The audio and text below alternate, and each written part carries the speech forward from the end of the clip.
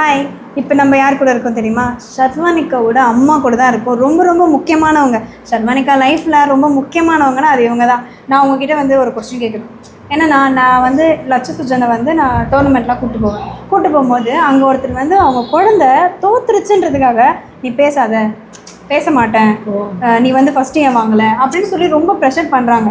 இது நீங்கள் எப்படி ஹேண்டில் பண்ணுறீங்க? ஷர்வானிகாவை கூப்பிட்டு போகும்போது இதை நீங்கள் என்ன நினைக்கிறீங்க? அப்படிப்பட்ட பேரண்ட்ஸ்க்கு நீங்கள் என்ன சொல்லுவீங்க?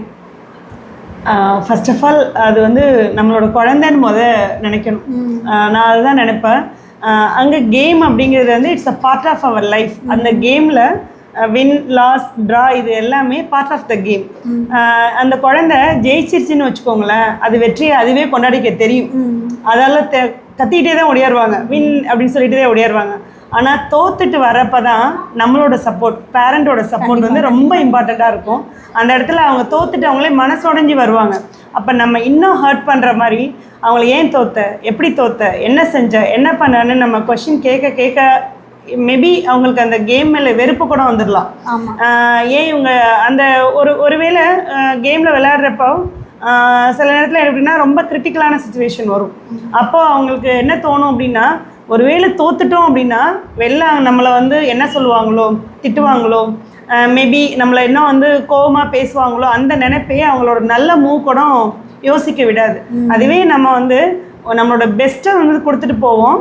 நம்ம அம்மாவோ அப்பாவோ நம்மளை வந்து சப்போர்ட்டாக தான் இருப்பாங்க அப்படின்னு சொல்லி அந்த குழந்தைய நினைக்க வைக்கிற அளவுக்கு நாம் வந்து அந்த குழந்தை தோத்துட்டு வரப்போ ஜெயிச்சதை விட தோத்தப்போ தான் நம்ம வந்து குழந்தைக்கு சப்போர்ட்டாக இருக்கணும், அவங்களுக்கு ஆதரவு கொடுக்கணும். இந்த கேம் வந்து இதோட முடிய போகிறது இல்லைம்மா, லைஃப் லாங் நீ ஒரு செஸ் பிளேயர் அப்படின்னு முடிவாயிடுச்சுன்னா உன்னோட லைஃப் த்ரூ வந்து நீ வந்து செஸ் தான் விளையாட போகிற.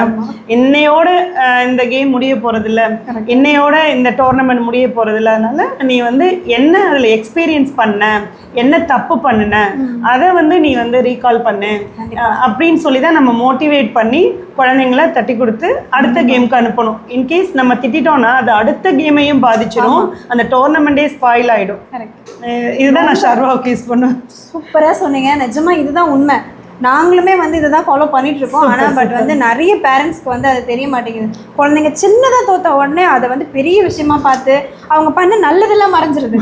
நிச்சயமா பண்ண அந்த சின்ன தப்பு தான் அவங்கள ரொம்ப பெருசாக பேசி கடைசியில் அவங்க வந்து இது எனக்கு வேணவே வேணான்னு அதை வெறுக்கக்கூடிய நிலைமைக்கு அவங்க போயிடுறாங்க. நிச்சயம். ஸோ வந்து நீங்கள் சொன்னது ரொம்ப அழகாக சொன்னீங்க. கண்டிப்பாக இதை நான் வந்து என்னோட குழந்தைங்க லைஃப்பில் ஃபாலோ பண்ணுவேன்.